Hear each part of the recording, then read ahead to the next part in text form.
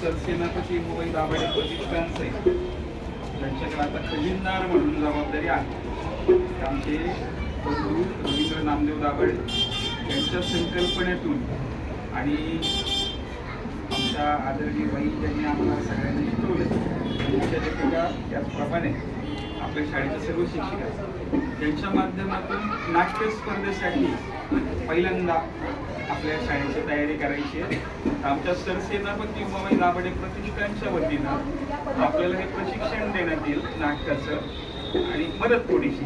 म्हणजे आम्ही फारसं काही करणार नाही आहोत, करणारे सगळे तुम्हीच आहे, बरोबर ना? तर आता दादांची तळमळ जी आहे आणि शिक्षकांची तळमळ जी आहे ही आज खाजगी शाळा जाऊ शकतात, करू शकतात, बरोबर ना? पण आपल्याला देखील त्यांच्या बरोबरीने आपल्या विद्यार्थ्यांना संधी मिळाली, ही सगळी या शिक्षकांची तळमळ, बरोबर? आणि त्यांच्या तळमळीसाठी आपण सगळ्यांनी उभं राहायचं, राहणार ना? आपल्याला एक नाटक घडवायचंय. काय घडवायचंय? ते आपल्याला घडवताना तुम्हाला सगळ्यांना काही ना काही काम करायचं. थोडी थोडी नाटकं आपण रोजच्या गोष्टी करतोच ना. म्हणजे उदाहरणार्थ आपण ऐकत असतो काय चाललंय ते, पण आपण झोपायचं नाटक करतो, बरोबर ना?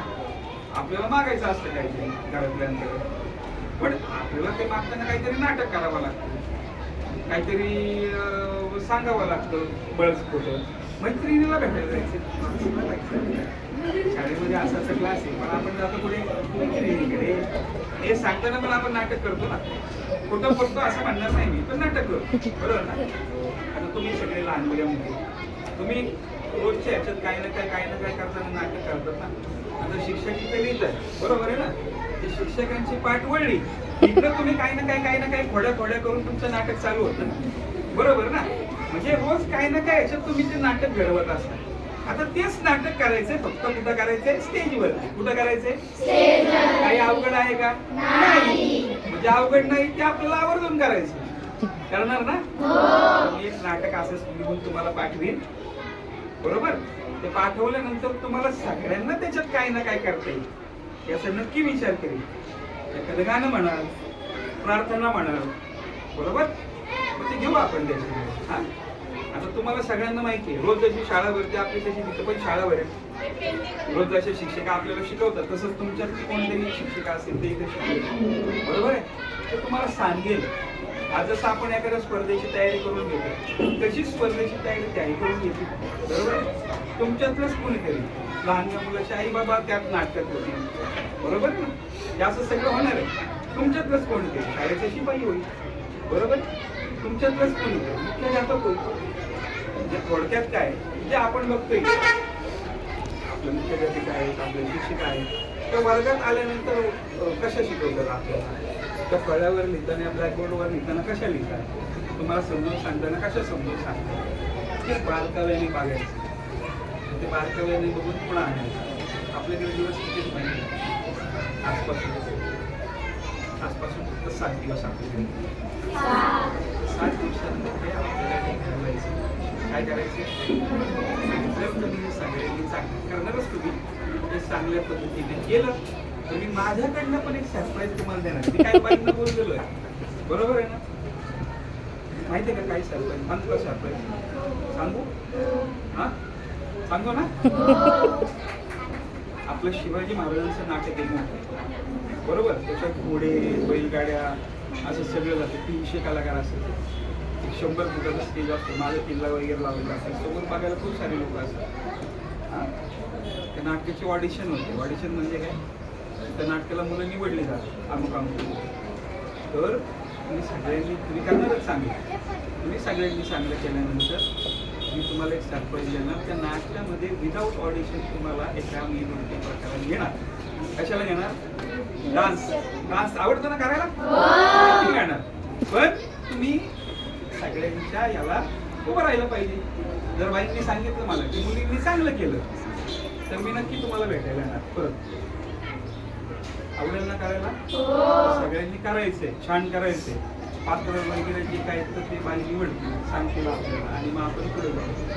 झालेला की तुमच्यापैकी याच्या आधी कोणी डान्स केलेले हातवर करायला खाली आले, कोणी वक्तृत्व स्पर्धेत भाग घेतला. आता वक्तृत्व स्पर्धेत ज्यांनी भाग घेतला ना, त्याच्यापैकी काही तुम्ही राबर हा, अजून किती उभे राहा. अजून पण कोणी करायला घेतलं तुम्ही उभे राहा. थोडंसं बोलून त्याप्रमाणे जे बोलत होत नव्हतं पद्धती थोडंसं फार नाही कमी पण घेतलं बा राहू द्या. थोडंसं बोलून द्या. पहिलं तुम्ही मग तुम्ही. कोण बोलते? तुम्ही बोला. माझी वसुंधरा बोलली ते बोलून द्या. ठीक आहे.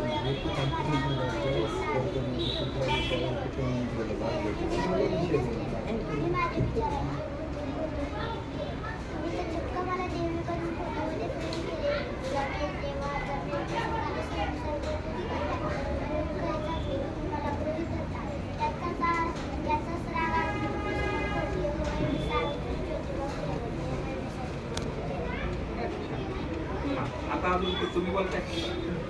तुला विचारलं बेटा. बोला मोठे सगळ्यांना. बरं सांग तुला काय करायचं सुरू करतो. हां.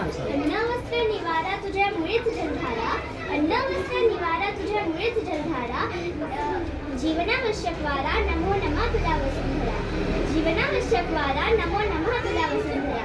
पृथ्वी म्हणजे वसुंधरा, या वसुंधरेवर मी जन्माला आले. पृथ्वी हा सूर्यमालेतील जीवसृष्टी धारण करणारा एकमेव ग्रह आहे. पृथ्वीवर फक्त मानवच नाही तर इतर सर्व प्रजाती आहेत. पृथ्वीचे मानवांशी नेहमी चांगले संबंध राहिले आहे. पृथ्वी आपली पोषण करीत आहे. मनुष्याच्या विविध गरजा भागवण्यासाठी लागणाऱ्या वस्तू त्याला पृथ्वीवरूनच मिळतात. अन्न, वस्त्र, निवारा या मुख्य गरजा सुद्धा त्याला पृथ्वीवरूनच मिळणाऱ्या वस्तूंपासून पूर्ण होतात.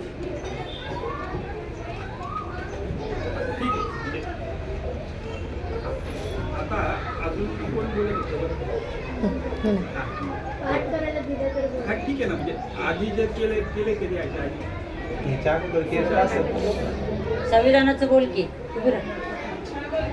चांगली बोलली होती. जेवढं येतं तेवढं बोल ना. तेवढं एक वाक्य बोल. कॉम्पिटिशन वगैरे नाहीये, बोल ना. एक वाक्य बोल. हा. दलितांचे तलवार होऊन गेले, अन्यायविरुद्ध प्रहार होऊन गेले. दलितांचे तलवार होऊन गेले, अन्यायविरुद्ध प्रहार होऊन गेले. होते एक गरीबच पण या जगाचा कोहिनूर होऊन गेले. अरे होते एक गरीबच पण या जगाचा कोहिनूर होऊन गेले. अरे या मूर्खांना अजून कसं कळत नाही. वर्गाच्या बाहेर बसून सुद्धा त्यांनी भारतीय संविधान लिहून गेले. वर्गाच्या बाहेर बसून सुद्धा त्यांनी भारतीय संविधान लिहून गेले. मित्रांनो, 26 नोव्हेंबर हा आपल्या भारतातील एक इतिहासाचा एक सोनेरी दिवस. कारण याच दिवशी जो समाज अस्पृश्यतेच्या व्याठात अडकला होता, अन्यायाच्या अंधारात खितपत पडला होता, तो समाज, तो अस्पृश्य व्यक्ती भारतीय राजघाटाचा शिल्पकार ठरला. एवढं तुम्हाला सगळं जमतं चांगलं बरोबर आहे ना. मला फार कमी काम करायचं आहे, फार कमी. पण आपल्याला आपल्या शिक्षकांसाठी उभं राहायचं. कुणासाठी उभं राहायचे? शिक्षकांसाठी. शाळेसाठी आपल्याला उभं राहायचे. आपल्याला आपल्या गावासाठी, आपल्याला आपल्या तळेगावसाठी बक्षीस करणार ना. आता आपण मी पाठवतो कथा उद्या काही तुम्हाला वाचून दाखवतो. वाचून दाखवल्यावर मग तुमची तयारी चालू होईल. तयारी चालू झाली की मी येईलच पुन्हा. हां करूया. तुमचं नाव काय ताई? हां शिफा सिकंदर. बरं. तुमचं काय? बोलणार का? तुमचं काय नाव? बोलणार का? हां तुमचं काय नाव? बोलायचं. तुमचं काय नाव? तुमचं काय नाव? नीला राजूचे. त्याला पण बोलायचंय. बोला. ज्ञान नाही, विद्या नाही, ती घ्यायची गोळी नाही. ज्ञान नाही, विद्या नाही, ती घ्यायची गोळी नाही. बुद्धी असून चालत नाही, त्या माणसाला धरावी का? होय, ओळखलात का? ज्ञान सावित्री. सावित्री ज्योतिबा फुले. खंडाळा जिल्ह्यातील नायगावातील मी पाटलांची कन्या.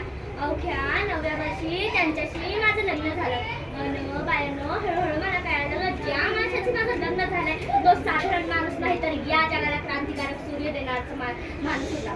बायांनो, त्यावेळी उमरावर आणण्याची पद्धत नव्हती आणि बाई जायचं कसं? आपण बरं आपलं घर बरं भारत माता जन्मदायिनी अमृतपुत्रांची, भारत माता जन्मदायिनी अमृतपुत्रांची.